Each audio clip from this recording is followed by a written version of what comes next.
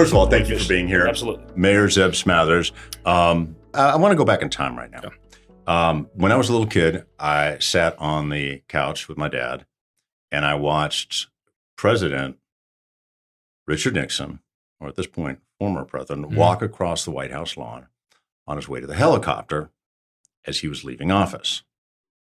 And that was a moment for me when some switch flipped on and I suddenly saw something. I realized it was important and I cared about it. Your dad was mayor. Mm-hmm. You come from a political family. Was there a time in your childhood when like politics switched on for you? There was actually. My grandfather, Lorenzo Smathers, was not elected, but he was involved in politics at the very local level. He was very close to Governor Jim Hunt, long time, governor of North Carolina. And I share the middle name. So my middle name is Lorenzo. And so May 15th of 1994, Granddad passed suddenly. I was 11 years old. Now, Granddad had a supermarket. He had this first modern supermarket in Haywood County. It was a community center. But also there's lessons I would learn later. He didn't have separate facilities for African Americans. Right. He let African Americans buy on credit. Even today, people will come to me, as an attorney or as mayor, and they tell me these stories. They remember how they were treated. I mean, this is the 50s and 60s in the South. Right. So again, there was politics. So he wasn't the rule; he was the exception. It was, and the situation is he was very involved at the First Baptist Church, very involved in the Democratic Party, but it was always came down how do you treat people, and everyone has respect. So he passed away in May 15th of 94. My grandmother was in shock, and my father put me on phone duties. Now, literally, I was protecting a rotary phone. So this is 94, and I get a call, and I pick it up, 11 years old, and it says it's Governor Jim Hunt. And I'm calling to see if Francis is there and send my condolences. I remember that was the time that I thought, why is the governor of North Carolina calling us? Right, for sure. And I Grandma was in shock. I found my dad. I found my uncle. Yeah. And I remember that was sort of like, what is going on here? Yeah, almost like your granddad must have mattered not only to you and to your town, but in a bigger arena. Mm-hmm. And that was sort of when you realize there's a bigger world out there. Yeah. And this was, growing up in the 90s, that was a time of new technology and the internet, pop music and movies and just all that, going through. And then I think really the next part that got me is I was a freshman in college for 2 weeks when 9/11. You went to Duke. Duke undergrad, law school at Carolina, so best of both blues. But I was 2 weeks a freshman at Duke when 9/11 hit. Yeah. And being, especially at Duke, being from a lot of, friends of mine from New York, New Jersey, Connecticut, watching them go through that. Can you remember where you were when you learned? I can't. I was a freshman, so I had an early class. I still have the paper that day that was printed before the attacks. Wow. So I was actually in a geography class. I tried to take classes I knew something about, especially at Duke. Right. But, it was funny. And this is honest to God truth. A few days beforehand, we were learning about Afghanistan. I had heard of Al-Qaeda and Osama bin Laden, tied the USS Cole, situations that happened through the 90s. Yeah. I remember going to this geography class, coming back, going into my dorm room, the TV, my roommate had left the TV on. And I remember seeing the towers on that. My dad was in the National Guard, started making phone calls and just watching in real time 9/11 happen. Right. And, I remember in real time. This is, and you never forget that. It is weird being around kids these days that don't remember that. Right. They don't know. It's foreign to them. But then watching the pendulum swing, watching even Katrina. Yeah. I had a roommate from New Orleans. Yeah, 2005. But the floods of 2004 when Dad was mayor, two back-to-back hurricanes in Canton was a year before. We saw struggles with FEMA in Canton in 2004. So we weren't surprised there were problems in the Crescent City in 2005. I'm going to stick with 9/11 for a second because what were your feelings that day as you watched this? Because it was, for most of us, it was shocking to see buildings fall and people die in real time. It's going back to those moments like, my grandfather when Governor Hunt called. I grew up always wondering, because I would talk to my parents, grandparents, they knew where they were when Kennedy was assassinated. Right. Both my grandfathers fought in World War II. Right. you had moments like I always wondered through the 90s. Mm-hmm. We had the Oklahoma City bombing, Right. but I was always wondering, would there be a moment Mm-hmm. that for the rest of my days I could say where I was, Right. just like this conversation. Yeah. And then 9/11 hit. And I Yeah. just remember the absolute just helplessness and fear. Yeah. I remember seeing the people running out of the buildings. I remember the ones, trying to get out. And it was just, and also the rumors even then, this is really before the internet. Yeah. Was there more planes out there? Yeah, for sure. Research Triangle Park. What was going on? Did you have that sense on that day that the world was changing in a single day? I did. Because this was such a direct, deliberate attack Mm-hmm. on America across the board that was coordinated. Right. But then again, I think this is something even brings me to that really defined me. And it may be a little bit too, idealistic, a little bit too Yankee Doodle. Mm-hmm. Again, we saw in those days Mm-hmm. what we can do when we come together. Yeah. And that was real. That is not Hollywood. That was not made up. It was sincere. I remember people lining up to give blood. I remember the American flags on the over. Even going now, once you see that, it exists. And it wasn't Democrat or Republican. No. It's just American. It was real. It was authentic. It was across religions and ages and race. And once you see that, and even going back to political stuff, I've always been, a situation where even growing up in a Democratic family, I've never thought, the Democrats always have the right answer at all times. It's not that easy. And then going through 9/11 and seeing what we were capable of sticks with me because, again, once you see it, mm-hmm. you can only be blind to it if you choose to be. Yeah. But it exists. Yeah, and I've seen it repeatedly. I really felt that in those days after Helene. We were in a run-up to a hotly contested presidential election, and suddenly people seemed to care more about their neighbors, pulling out a chainsaw, helping somebody clear their driveway, making sure your neighbors got water. Mm-hmm. And I wasn't hearing people talk about red and blue. Mm-hmm. And they were talking about red, white, and blue. Yes. And that's a whole different thing. Mm-hmm. And it's good to know that's still there, even though it's hard to see sometimes. And I think it comes down to the audacity to choose it. Again, not just in Helene, we saw it, and it can disappear really fast. We saw it in COVID. The first few months of COVID, we saw it, and then obviously became very divisive. Right. We saw it in Tropical Storm Fred. Yeah. We saw it in the mill closure. We saw it again in Helene. Right. And once you see that, and this really is something personal to Canton and Haywood County, we made a decision in Fred. We were going to do this in a nonpartisan way. We were going to work together. That doesn't mean you're always going to agree. That doesn't mean there's not a time and place for politics. Right. But let's start at a point of working together and hold that for as long as we can. Right. And I think we've been able to continue that. Not saying you don't hit turbulence and you take your hits. Yeah. But can you demand that? When did you become mayor? 2017. Okay. So after that, you get hit with Fred. Mm-hmm. COVID comes around the corner. Mm-hmm. COVID first, then Fred. Yeah. Oh, was it COVID first, then Fred? 2020. Yeah. 2020. 21 was Fred. Right. 23 was the mill closure. Okay. And then 24 Helene. Yeah.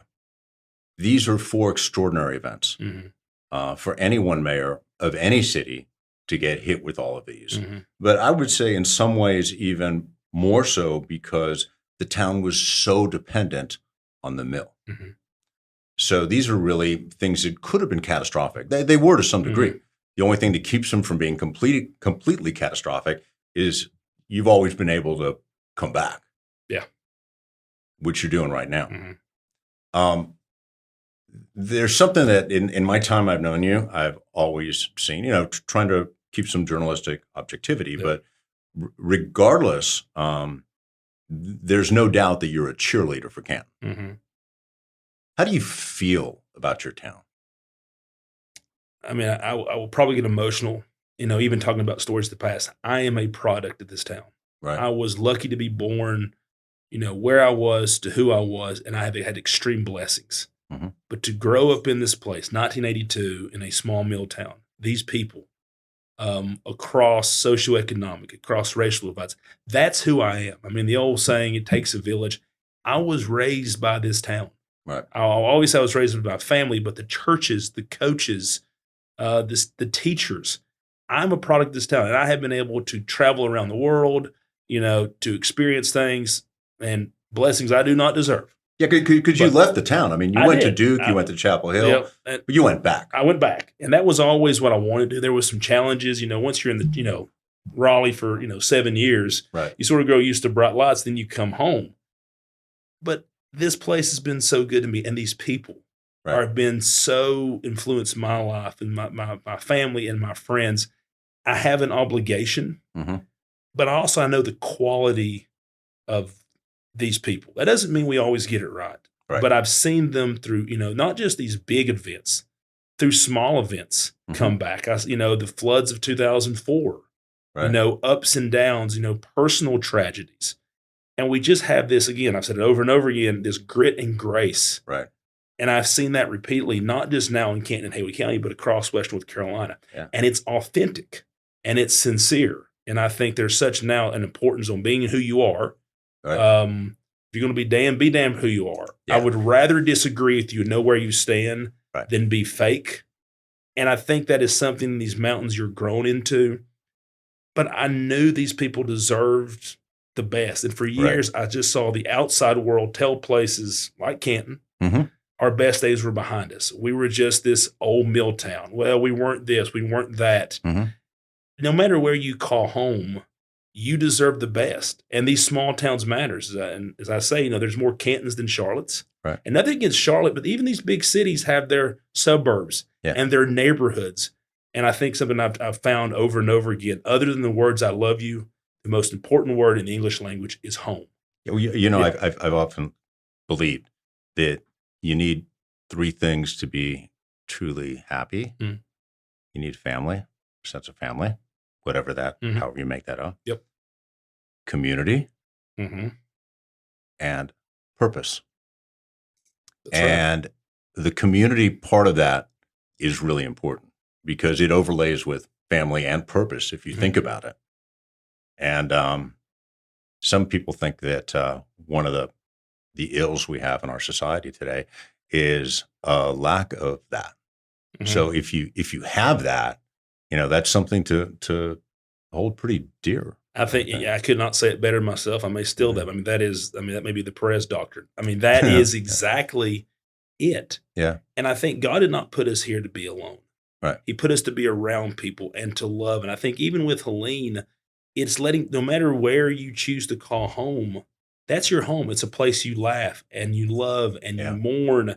The rest of the world may be crazy. Yeah. But that patch of grass, yeah, that apartment, that holler, yeah, is yours. Yeah. And you have the freedom to call that home. Yeah. And then our job in government is to be able to say, look, I can get my kids to school. Yeah. If my dad gets cancer, I can get EMS there.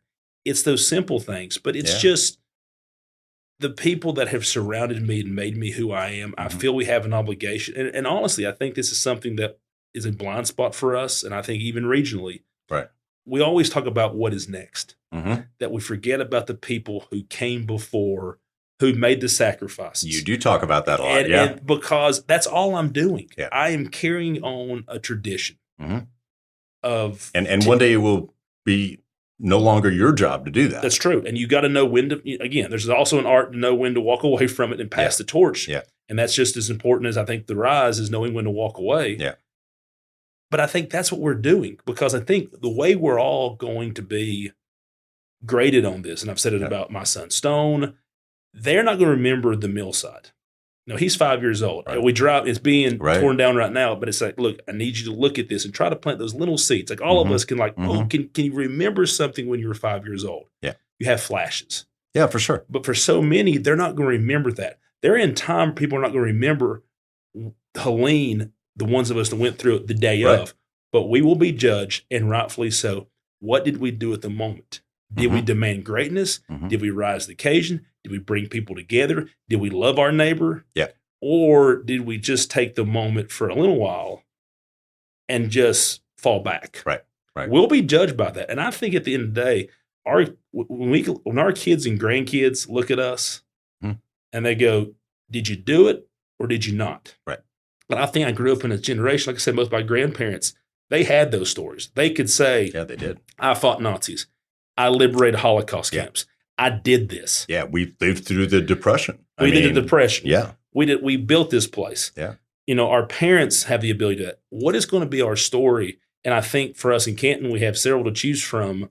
You do. Obviously, the region's going to be Helene. Mm-hmm. Can we leave it better? Because again, other thing I've found in the last 5 years, how you better enjoy the moment. Well, you're making me think that these moments usually call forth our better selves. Mm-hmm. And hopefully most of us rise to that. But can we stay there is kind of your point. Mm-hmm. On that note, it makes me think about, do you know Mayor Preston Blakely? I do. Good friend. He's a neat guy, right? Great guy. Yeah. So I was having a conversation with him, and I was just pretty honest with come on, Preston, you're in your 20s. Mm-hmm. You're a black man. Mm-hmm. You're mayor of Fletcher. You're a Democrat, where most people are Republicans and most people are white. Mm-hmm. I said, how did you get elected? Mm-hmm. And he said, well, while the Republicans were over on one side of the street talking about how to fill the pothole, Democrats were on the other side of the street talking about how to fill the pothole. I just kind of walked down the center with a shovel and some asphalt and filled the pothole. That's exactly right, and as he did. I thought that was such a great way to put it, though. Mm-hmm. Because maybe there's another way. There is. And I wanted to open that conversation with you a little bit because partisan politics is so, toxic today. Mm-hmm. And, when I grew up in a very Republican family, mm-hmm. and but my mom was a Democrat. Mm-hmm.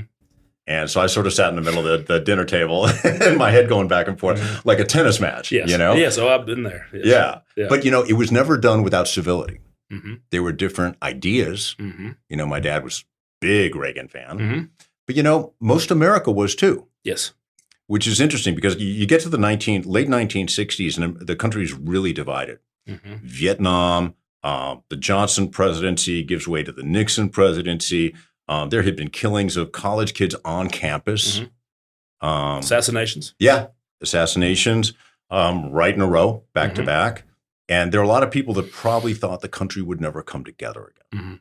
Cut to 1984. Reagan's reelected, the biggest landslide at least in 100 years. Mm-hmm. And most Americans felt good and okay about the presidency and about America. Something had healed in that time. Mm-hmm. And I hold on to that to think that maybe you can do that again, but it might take a new way forward. Are we stuck in partisan politics? Well, that's a lot. First off, Preston, I'm very protective of Preston. I think when you listen, when you talk to me about Canton, when you ask Preston about Fletcher and his family, you just see these hopeful eyes. Yeah. He gets very excited. And I think Preston is doing an amazing job by bringing people together. Mm-hmm. Again, no one cares if that pothole's not filled. They don't care if Democrat, Republican. Why is that pothole filled? Why is my garbage picked up? Right.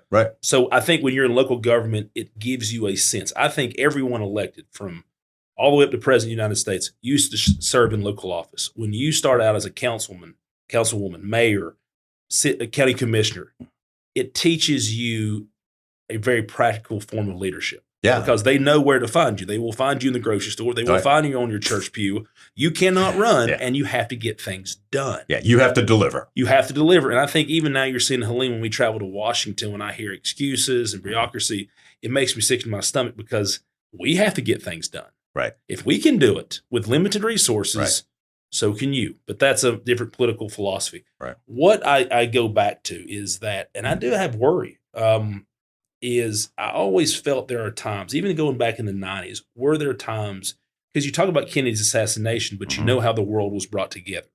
There was 9/11. There are these things that we seem to dip, and then something brings us back. Mm-hmm. Now, sadly, it usually involves many lives lost, massive amounts of damage. But huge times, sort of the world flips over. Yeah. What I do worry about now, and we're all guilty of it, is social media. Yeah. And I think that there is, as Eisenhower warned us, and I'm a student of history, as President Eisenhower warned us of the military-industrial complex. Right. I think we are suffering from the political-industrial complex. Yeah. So on one side, there's a lot of money to be made, not finding answers and solutions, but division. Yeah. That is where the money is. And if I can add to Yeah. that, maybe a technology industrial complex. That was, and I think it Is that goes. where you're going? That's one hand. The other hand goes with social media. Yeah, exactly. And I think, and as many good things as social media has brought us together, for any one good thing, it set us back too, especially with changes in algorithms, where it really just reinforces your own beliefs. Right.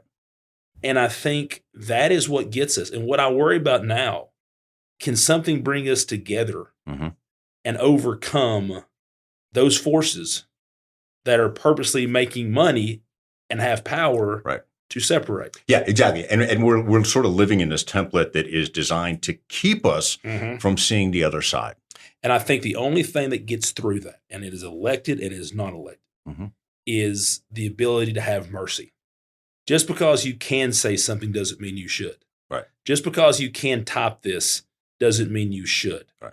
And also, as much as you can sit behind a keyboard, God did not put us here to be behind keyboards. It put us to interact. Yep. In good times, to hug and to cry and mourn together, but also to confront. Come to meetings. Let me see the white of your eyes. Yeah. All right. Let me have that. If you're sitting in a keyboard somewhere, maybe somewhere in the basement of Mississippi, that doesn't mean the same person who is a citizen of Canton coming and say, look, Zeb, you really screwed this up. Right. That carries a little different weight. But I think each of us every day have a choice to make in our personal lives, how we're going to be as family members, in our businesses.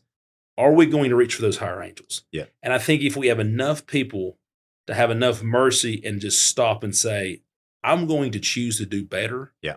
And it's something that I say, and this is an absolute true story. I'd say it over and over again. I think it even relates to how to deal with Helene.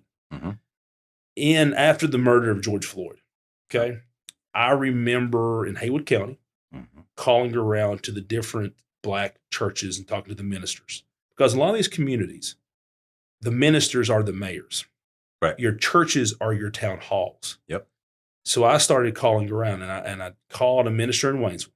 And she shared something with me that really changed my life, and I will remember this really how I think about things. She said, Mayor, thank you for calling. I appreciate it. It is important for us to care and to pray about things thousands of miles away. And this happened in Minnesota. But the question is, what are we doing in our own backyard? Are we getting the weeds out of our own backyard?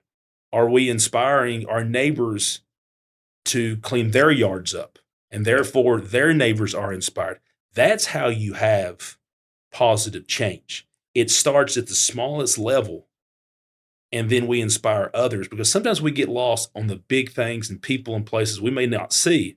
What are we doing in our own backyard in the smallest of ways to make a positive change? Which also gets me back to the point of purpose, because I think a lot of social media pulls us to be very opinionated about things that happen a long way away from us. And at the end of the day, if you sit across from somebody and, like you say, look in the whites of their eyes, you're less likely to demonize them. And when you've got that keyboard and that computer screen and, that distance that comes with Wi-Fi and the internet, it's much easier to demonize what I'll still call your national neighbor, if you will.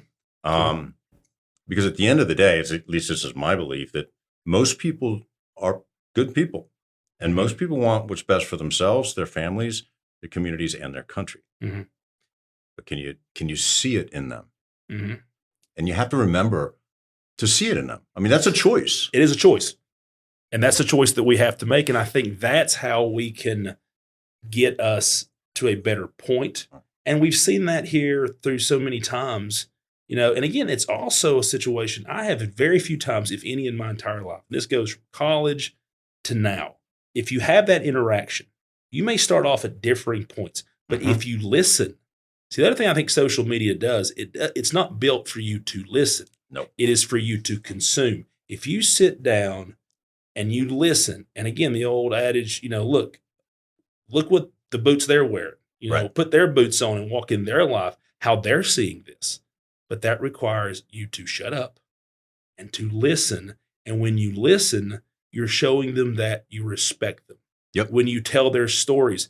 And there may be a lot you disagree on, but I have yet to ever be in a conversation you can't find something you can agree on. True. Yeah. And that opens up the ability to find solutions and similarities and common beliefs. And it can be as simple and profound as, we all love our kids. Simple as that. And that's big. Mm-hmm. I taught school for, I don't know if you know, for 7 years. Oh, wow. Yeah, I taught civics and U.S. There you history. go, yeah.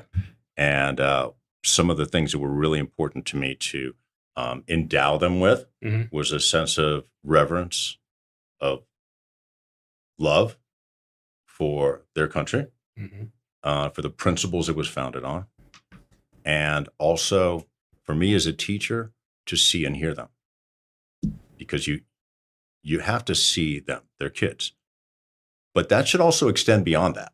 We should maybe see each other, right? Which is sort of to get to your point. Yeah.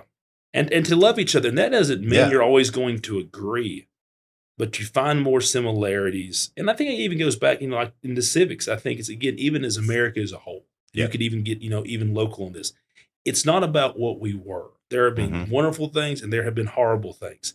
It's about what we can be. And for these children, seeing where they start out at, there's so many American stories that they went through challenges or they were, born. Can we give them the opportunities for them to achieve their dream? That sounds like almost too over the top optimism, but I think that is where this country sets out to be. Right. And, can we build that and show them a way? It's the higher angels. Yeah. And also sometimes believe for them in what's possible. Because, one thing I would say about the generation of kids that are coming up today, I think it's very easy for adults to sort of discount what's possible for them because they spend all their time on tablets, on the phones. It reminds me of my dad used to say his dad made fun of his generation because they spent all their time on the radio. And then when I was a kid, I remember my dad saying, you're going to sit down, you're going to have big back ends and big eyes because all you do is watch TV. Fair enough. So there's a change happening again. Maybe this is more profound, but maybe it'll open up new possibilities for them too. Maybe there'll be a generation that actually does cure cancer because of technology and new thinking. Maybe they'll find more ways to interconnect so they'll understand each other if they heed some of the warnings. Well, and I think the warnings for us parents is because we're distracted. I'm a big believer that if you're involved in your kids' lives, if you know who they're hanging out with, what they're looking like on the internet, if you are involved in their life, they're going to turn out to be pretty good kids. That reminds me of college. Just go to class. I'm right on with you. Just go to class. Yeah. But I do think there's a time that, look, it is a parent's obligation to raise their kids. It's not my job as the mayor to raise your kids. Right. If you are involved in your kid's life and you care about them and you're reading with them, you're watching everything from what they're eating to who they're hanging out with, and especially on the internet. But that requires, as parents, and I'm guilty of it, it's hard. Get off social media yourself and go be a parent. Yeah. If you do that, like I said, I equate to going to class. If you go to class in college, that doesn't mean you're going to be on the dean's list. Right. But you'll graduate. Right. And I think that is something is lacking, is that social media distracts us even from our obligation as parents. What's the saying? It's less about what you say and more about what you do. Exactly. Because they pick up on it. They do pick up on it. Big time. Yeah. And I'll, one of my favorite, I'm not going to go on a side quest here, but to connect sort of up to this point. Yeah. If you were to ask me right now, what is one of my favorite points of being mayor ever? Was actually in 2020. And I'll try not to get emotional on this. But it goes to show you children love of community and finding a way to solve problems. It was COVID, December of 2020. We love a parade in Canton. All right. We love a parade in Canton. A lot of places, rightfully so, were canceling their parades because of COVID. This was December of 2020. Right. I don't know where the idea came from. It wasn't my idea, but it was to do a reverse parade. So instead of having people with the parade go through town, you had floats downtown and people would drive through. Right. Yeah. And it was a reverse parade. Yeah. And, we were up front. I'm a big believer. Us politicians are usually up front of the parade. We should be behind the horses until we earn a place up front. Right. But watching children. With a shovel. With a shovel, yes. watching children go through this parade. Mm-hmm. And that was the only Merry Christmas, the only Santa Claus, Mm-hmm. the only I love you. Mm-hmm. They got one. The rest of the world was shut down. Yep. To see kids go through and a community to find a way to happen, to put smiles on these children's faces. Yep. That is how special the community is. That shows you on solving problems. And again, even now, people ask me all the time, like, Zeb, how are you doing? I mean, when you read out this list of all these things, and there's other, personal things, and not only do I have to keep going, but when you are in a community, and you've seen this here, as WLOS, when you have the quality of people with this grit and grace of the community, I've got food in my fridge. Mm-hmm. I have a house to go home to. Mm-hmm. Even in my darkest hour, when these people are out there, mm-hmm. that's what keeps you going. That's why you just got to dig a little bit deeper. Yep. One more day, one foot in front of the other. And some Mm-hmm. days you can be able to take a couple steps. Some days you fall back. You just got to keep going. Yeah. And those are values. And those are things your kids pick up on Mm-hmm. when you talk about that and show that's important, then they kind of pick up Mm-hmm. on that expression of community being important, Mm-hmm. on people showing up for each other, Mm-hmm. and showing up for our kids. I'm older than you, but we're in the same, I guess, chunk of life. If you think of it like we got one hand raising kids and the other hand maybe taking care of elderly parents. Mm-hmm. And so there's a big responsibility there. But if we don't sort of all do it, one thing that really hit me as a teacher was, these are all our kids. Yes. And now I'm going to get emotional. I know. But they are. Yeah. And we have to talk. We have to talk like that. Yes. And we're not even doing that. We got to own that. These are kids, and again, some of us are just lucky. I go back to. I was lucky to be born where I was, to who I was, when I was. Yep. Some people are not that lucky, but our obligation. But when you're raised in these small towns, they're your friends. Yeah. And you see, and I believe in that's why I'm a big believer. I'm in sports and athletics. Yeah. You bring people together, and then all of a sudden you're pulling for the same goal. Yeah. And it doesn't matter where you live, how much money you have, whatever your belief system is, your race. Yeah. You are pulling towards one goal. Mm-hmm. And there's something magical that happens there. And you can grow up and you can disregard that. Yep. You can turn your back on those people and those values. Or when the moment comes, you stand up and say, no, I'm willing to do the right thing. Right. But you know what? When you turn your back on that, you're also denying yourself the juice of life, if you will. Mm-hmm. Because that's the stuff that really rocks inside of you, Oh, it does. That's when you're alive. It is. And I also think it goes hand in hand to standing up to bullies. Yeah. Because if you look close enough, especially with children, mm-hmm. and I'm a big believer, you go look it on anybody, anywhere, you're going to find something. Yeah. There is nobody that doesn't have something they regret. Yep. We are all, again, my personal beliefs, we are all sinners. We've all fallen short. We're mm-hmm. all, keep going. But when the moment comes along and you watch someone physically, mentally, emotionally take advantage of someone, mm-hmm. bully them, right? That is that Hollywood moment. Yeah. That you don't need to be elected. You don't need to be this person. You don't need to be a superhero. You get to say, stop it. That is wrong. And that person will remember for the rest of their life, you stood up for them. Right. You told their story. No one else picked up and you did. That doesn't mean we always get it perfect. But there are plenty of moments in our lives we get to choose. I'm willing to do the right thing. I want to do the wrong thing. Right. It's easier to do the wrong thing. It may be more beneficial to do it. It's like the simplest slogan, if you will, do the right thing, but it means so much. And that person, I always tell people, no matter how, when someone passes, there's people you expect to see at the funeral home. Mm-hmm. But then there'll be people you don't. But they're there because that person may never know sitting in that casket, mm-hmm. but they did something. Yeah. They touched somebody. That made a difference. And that's why I have such up for coaches and teachers that do that every single day. Yeah. And you use a teacher know this. That might be the only person walking into school that care for them, hug them, said, I love you. And it may be as early as first grade, second grade, but that planted a seed of hope. Yep. And that person goes on. And that's what, it goes back to what that minister told me. Yep. What are you doing at the smallest level in your own backyard Absolutely. because you never know what those seeds will turn into. And I think even leadership, we're making decisions now in Helene. We're not going to see those trees grow. We're not going to see the fruit of those trees. Right. Our job is to plant them so generations henceforth get to benefit from that. You know, when I taught school, at the end of my hardest day when I left, I never left without feeling like I hadn't done something that was important. Mhm. And what that something was being there for a kid. And if we can take that and extend it, you know, beyond the schoolyard and beyond the classroom, you know, to make what we do in life important, even if it's something that seems simple, Mhm. you know. I wanted to ask you, because it sort of fits in, to wrap it, you know, putting our hands around all this. Yeah. Because I think this is we're really not in certain ground right now. What is it to you to be an American? Oh, wow. The big question. It is a big question.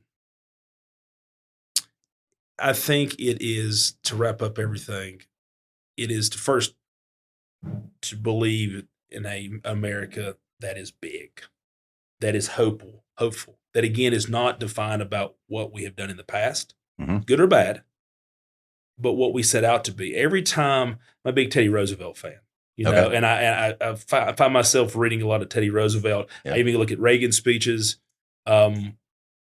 The ones that we will say are the great ones Yeah. get the importance of bringing together Mhm. and seeing living up to what our forefathers, you know, and foremothers did in creating this place. There is a hopefulness and a bigness of America, and that's what we have to live up to. Like to not be our smaller self, but to be our bigger self. And also not pick and choose which star and stripe you want. Yeah. You know, if you are a Second Amendment proponent, you know, Right. which I believe in the Second Amendment. Right. You know, that's a controversial issue, but that's the Second Amendment. However, you've also got to believe in the freedom of press Mhm. and the 14th Amendment. Yeah. And the importance of due process. Yeah. You can't pick and choose which star and stripe you want. If you're going to put that flag on your car or T-shirt, then you're buying into the collective, all of this from the beginning to now. Our Right. successes, our failures. You don't get to pick and choose the parts you like, Right. and that's Yeah, okay. you can't want freedom of speech only when it's your speech. No, exactly. You know? Well, but also I think you Yeah. grow up, and I think you look at when you're a kid, you look to your parents, you know, and people in your community as these superheroes. As you get older, you realize they have flaws. Yeah. They have failures. That's part of growing up. It's okay. Yeah. You can love someone and know they've done great things, and they've done things that have failed. And I think there's an equality there. Mhm. That is the America that I believe. It's not about, it's living up to these ideals. Can we remain the greatest country on the earth? Are we bringing people up? Are we looking at the collective history? Because again, this goes to selfishness. We did not just get here No. by ourselves. There are people that made sacrifice. There are people that died Yes. to give us this opportunity. And I also think on that note, there was an extraordinary group of men who came together at the beginning of this country, which itself is, you know, really unlikely, Mhm.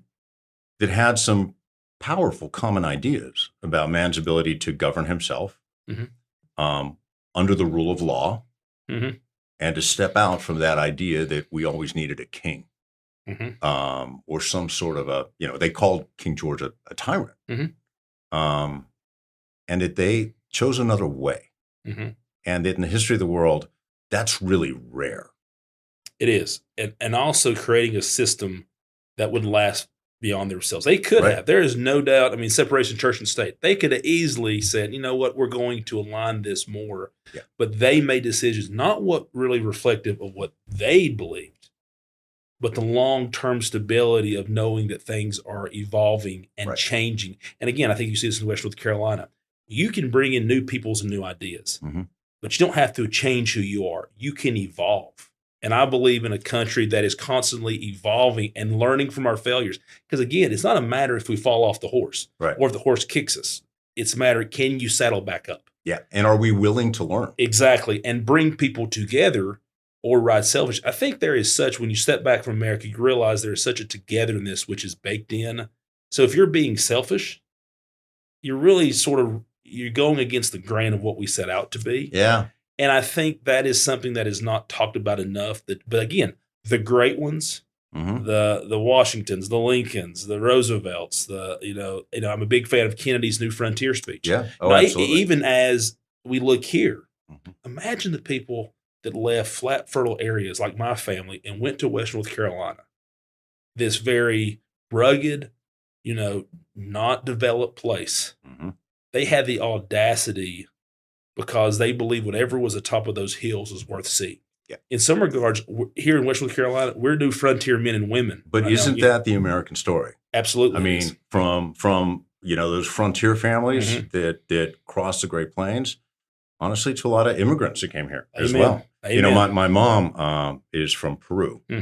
My dad's old American family. My mom's Peruvian. I took her last name at a young age. And she was standing in the bank back when people used to stand at the teller to deposit a check. That. Yes. And some women in front of her were talking about immigrants in a way that wasn't warm and fuzzy, And she said something at that point. She said, "Excuse me, I'm an immigrant, and I was not born here, but I came here by choice." And to her, that was very important because being an American was not an accident. It was a choice she made. And to her, that was very powerful. And if you go back in time and you go to the first immigrants who came here, who not abandoned, but who left their families in Europe or wherever, it was a huge choice. And I think there's something in the character of this country that comes out of that. And there's also a humility in it too. And when you talk about being big and leaning forward, that's what they did. Exactly. They were living big lives, leaning forward, but also walking humbly at the same time. And I think they were, and this is part of the immigration story that's always drawn me in. They came here, and because of that bigness, they wanted to contribute to it and add to it. Yeah. We don't talk enough, or maybe we see it, but we don't realize it enough and to say it. What these immigrants, they're here pursuing their American dream. They're adding to it. Yes, they have to play by the rules, etc. That's the political issue. But don't forget exactly the immigrant story. And we're all immigrants, unless you are Native American. Yep. And we are blessed to be here in West North Carolina with the Cherokee and their history. Unless you're Native American. And we say it over and over, but it's the truth. We are all Scotch-Irish, German, English, French. Absolutely. And that means someone in our past made a decision to leave somewhere and come here because they believe in the possibility of this country. And there is nothing wrong with that immigrant story. No, there's not. And I'm going to add Africa to that. Amen. Because though they may not have made the choice, first of all, they survived and are as much a part of the American experience as anyone who came here by choice. And there's something really profound in that because this country would not be what it is without this colorful mix. But we'd be a European country. But that was the goal. Yeah. And that's what we forget, what these people originally did. They saw a big America. And I think, again, even with Helene, something that is lacking. There used to be a time and place. You saw it with Kennedy. You saw it with Reagan. The big idea, when we said we'd go to the moon, we did that. It brought people together. We have let our pettiness and politics bring us down. Where the big idea scares us, it intimidates us, or it says, I'm okay. Yeah. That used to be, to me, that is fundamentally wrong with being an American. The big idea, and if you look around West North Carolina, you look around this country, this does not exist without people here putting the sacrifices and devoting themselves to the big idea. Yeah. And if you remember, and to go back to Kennedy's moon speech, we will go to the moon, do the other things, not because they are easy, but because they are hard. That's it. That's a big idea. And that's a big idea. But why should we not be embracing that? When you look at the disaster which Helene has brought, and that's when I have to go to Washington and I hear excuses. I tell people all the time, I'm in law. I don't get paid anything to be mayor. I'm in law and politics. I get lied to every single day. I do. Right. but don't piss on my shoe and tell me it's raining. And again, this is a standard, and I've told this people in Washington especially. If you are working on Helene stuff, every single day, you should have a picture. You should pick some clipping, some family, and put that at your desk. And know, did I do everything possible to honor their sacrifice? Yep. Not us political governments, the people that have lost everything. Are we meeting their expectations? Are we doing it? Because if you're not, you're failing them. And can you look them in the eye? Go to Fairview. Go to Swannanoa. Go to Ashe County. Go to Haywood County. Don't just go and tell them something they want to hear. But what are you doing? Because if you can't do that, now if you can, and say, man, that's fine. I just feel that the idea for excuses, I don't have time for. Because again, why not? Why not do the big idea? Why not bring people together? There's nothing wrong with it. And again, if I had not witnessed it personally, if I did not live in a country as great as this one, then I might believe that. Right. But if you're not doing that, you're just shying away from the bigness and the opportunity to do more. Yeah. And if you don't believe it's possible, then look around. Look around. And and that's why I think something that's special about Western North Carolina, there always has been, but especially now, we know it. Now we'll get a little lazy, we'll fall back, and we need stories to bring us back. But it's there. Time and time again. Look at the Helene stories. From 0 Hour, from nonprofits. Forget the government side. There are people that jumped in water and saved people. They didn't check voter ID cards. They didn't see who they voted for or what church they attended. They did it because it was the right thing to do as a human and as an American. It's there. Absolutely. We just have to demand it. Demand better. Yeah. I want to go somewhere personal quickly before we wrap up. You're married. You have a son. I've seen pictures of him. Yep. You've posted. I do. Beautiful kid. Look in the mirror and thank God for his mom every day. Yeah. So, but he does look a lot like you. Yes, he does. I know. Sadly. Your heart is there. Yeah.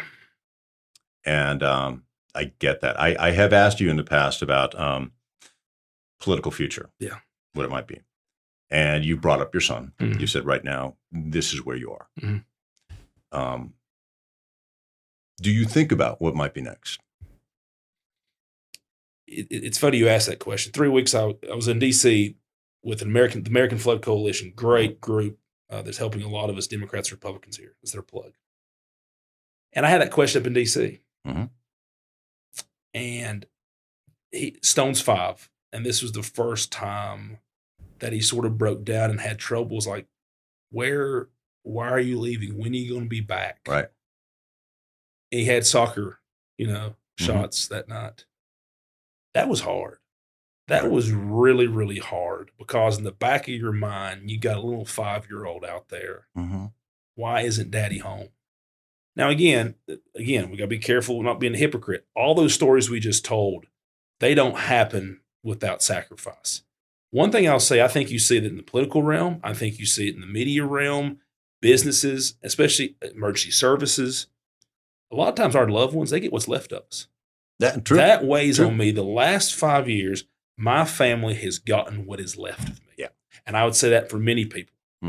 We put on the face. Thank God they're letting us do what we do. And not saying we don't help people, but still, they're the ones that really get what's left. The ones, it's an ironic, heartfelt twist. The ones that love us the most get the least of us at times. And on the flip side, when you do go out and do these things, your kid also gets to see that and gets to see, wow, look at my parent, my dad, my mom. They're out there doing this. And whether it's being a school teacher, being a mayor, and showing up. And on some level, you're sort of embedding those ideas, principles, qualities in them. So it's a little bit of both at the same time, and it's tough. It's ironic. It's a twist. I think about the single working mom. God bless her. I mean, she is doing everything she can to get food on that table and take care of that kid and keep a roof over their head, and probably feels that guilt every day. But she does it So that kid maybe grows up with, you know what? My mom was amazing. Yeah. She showed up. And that person, it's those seeds. So again, look, I have an obligation. Yeah. I got to rebuild. I got to help rebuild Canton again. And I am part of a wonderful team. I know I get to sometimes be the cheerleader, but I am part of an amazing team. Yeah. So for right now, you're here. I gotta see it together. Look, if the Atlanta Braves or Walt Disney call me, then I'll pick the phone up. But that's the only thing I'm prompt. But no, I think, look, that will take care of itself. Yeah. I think so many people listening to this, whether you're elected or not elected, we're not the type of people that can just be comfortable. It's character. It's your character. You're just at some point, and I think that's a form of patriotism. Yeah. We'll see where adventures go. That will take care of itself. I'm a big baseball guy. You wait for your pitch. There's a natural flow to this. You do it for the right reasons. The people will find you. And then again, I go back to his name. Cincinnati was named after him, Cincinnatus. He was called on. He was a farmer. He led. He came back to his farm. Canton, West North Carolina is always going to be home. Who knows where adventures are? I think all of us, if we look at the last 5 years, who'd have thought? Yeah. Good and bad. Yeah. That will take care of itself. It will if you keep walking forward. But that's what we have to. Yeah. People all the time, I think for all of us. Yeah. How are you holding up? You just got to keep going. Yeah. That's it. If someone's got a better idea how to handle all this, other than just keep going forward, I'm all ears. And that's the part where you just have to hand it over. You hand it over, and when your time goes. But again, I think it's something else. The last 5 years taught us anything. From COVID to Helene, how quickly it can change. Yeah. How many people went to bed that night not knowing? Yeah. You better enjoy the moment. I believe in work hard, play hard. Yeah. Some people are promised decades. Mm-hmm. Some are just promised minutes. Mm-hmm. It's what you do in the time that is given to you. And that will take care of itself. But you don't get one of the things I tell people, you do not get happiness from politics. If your happiness comes from politics, you are destined to be miserable because how quickly things can change. Yeah. Political wins, things out of your control. Your happiness has to come from someplace else other than politics. At the end of the day, politics should be a hobby. It cannot be an industry. Well, and also it should not be yours forever. No. No. That's why I believe in term limits. Right? Yeah, I believe, I can go a lot of different places there, but you got to know when. Again, you see it in sports. Right? You see it in sports. Yeah. You see it in music. You see it in professional wrestling, which I'm a fan of. You got to know when. All right. To just walk away. Last question. Yes. Yankees, Dodgers. Oh, geez, man. I can't do it. I'm a Braves fan, man. I'll tell you real quick first face. I'm going to tell you why I'm a Braves fan. My grandfather, my mom's dad, Fred, was in World War II, got a Purple Heart, fought the Nazis, and helped liberate Holocaust camps. So a lot of stuff that I see, I can't tolerate that. Yeah. My grandfather got a Purple Heart fighting the Nazis. I hear it. And helping free Holocaust camps. Yeah. I don't tolerate nonsense. That's personal. In 91, my grandfather my mom was born in Ohio, moved to Florida. Right. You know, the classic, they were looking for a house halfway back. Right. We didn't have cable television. Right. And that was big then. That was big. And the Braves, that was a year, Braves went worst to first. And I didn't like baseball. Yeah. But my grandfather went out and got WGN and yes, you watched and TBS. But he was a Braves fan because we're in Florida. He went out and got a wooden radio and sat on our porch in 91. And I went out there to spend time with my grandfather, who I wasn't able to see. He didn't live in Canton. And he taught me about DiMaggio and Aaron and Mantle and Ted Williams. I fell in love with baseball and the Braves going from worst to first in the summer of 91 with my grandfather. So I think with baseball, when you have that personal connection, at the end of the day, I only have time for two teams, the Pisgah Black Bears and Canton and the Atlanta Braves. That's it. Right. And that's why, no, I can't choose between Yankees and Dodgers. I'm a big baseball fan. I was able to go to Yankee Stadium before, the old Yankee Stadium. So, but I love it. I can't go Braves. I'll go Braves. No. You're not alone around here. Yeah, what can I tell you? Hey, Zeb Smathers, thank you. This is awesome. Thanks, buddy. I appreciate that. time. Thank this you. This is great. Yep.